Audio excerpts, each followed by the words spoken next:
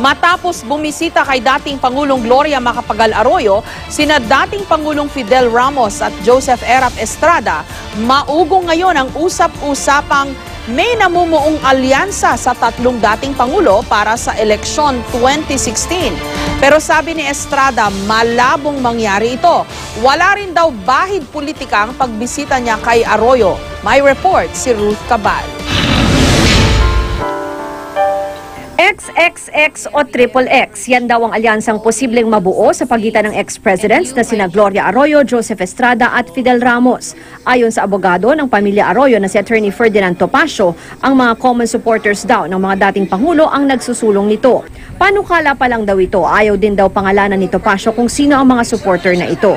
Nagsimulang umugong ang usap-usapang alyansa ng magkasunod na dumalaw sina Estrada at Ramos kay Arroyo sa Veterans Memorial Medical Center. Kasi tatlong ex-presidents since all three were concerned about what would happen to the country beyond 2016, baka maka-forge sila ng common ground and perhaps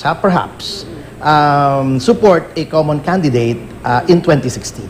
Ayon kay Topacio, lumabas daw na halos pare-pareho ang mapuna ng tatlong presidente sa administrasyon ngayon ni Pangulong Noynoy Aquino. Ang concern nila siyempre yung parang they do not think that the present administration is decisive enough.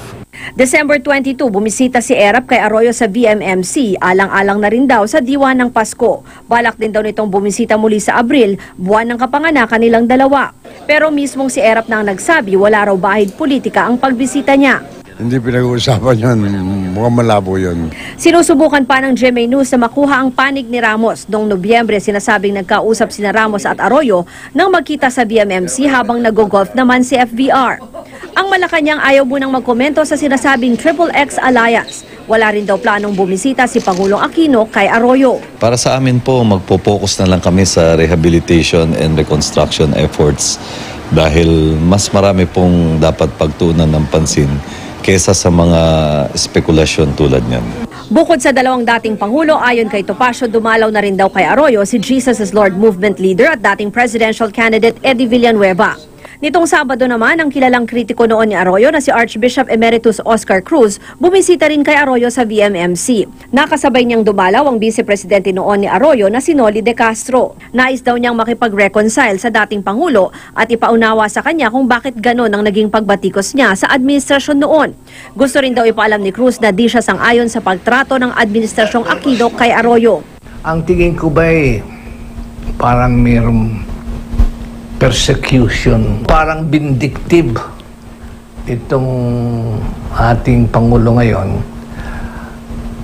Wala pa yata ako narinig na sona na hindi niya idiniin itong si dating Ginang Arroyo.